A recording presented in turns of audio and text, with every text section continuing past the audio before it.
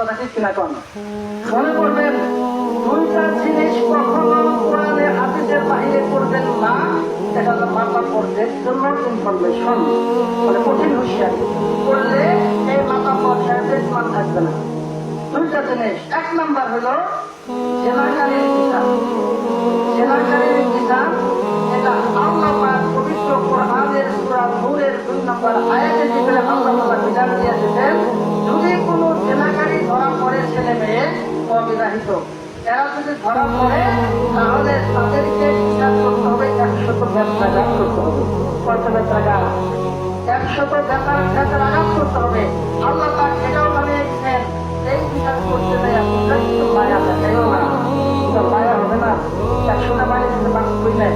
এটা করতে গিয়ে আল্লাহ পাক বলছেন, তোমার যত মায়া দেখাইও না। বিধানকার আল্লাহ পবিত্র কোরআনের সূরা নূরের 2 নম্বর আয়াতের তর্জমা করে দেখেন, এটা আছে, সবাই করতে পারবেন এটা।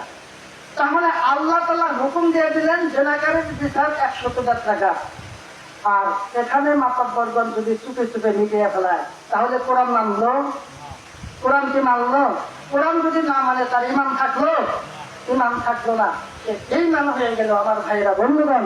সেই জন্য এই জিনিসগুলা কোরআন হাদিসের বাহিরে করা যাবে না।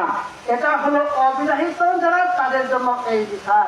আর যদি বিবাহিত কোনো নারী পুরুষ তারা যদি এইরকম খারাপ কাজে লিপ্ত হয়, তারা যদি ধরা পড়ে, তাদের বিচার হলো বুক পর্যন্ত তাদেরকে ঘিরে, তাদেরকে পিঠ পাইখাল দিয়ে ঘিরে ঘিরে তাদেরকে দুনিয়া থেকে বিদায় করে দিতে হবে। বিধান হলো আমার আল্লাহ। এই বিধানটা কখন আমরা নিজের হাতে তুলে নেব না। 2 নম্বর বিধান হলো, 2 নম্বর যে আইনটা, সেটা হলো সম্পত্তি ভাগাভাগির বেলায়।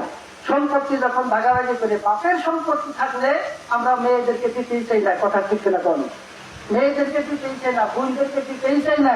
বোন ওরা তো গেছে, জগৎ দিয়ে দিতে ওরা গেছে না, শেষ।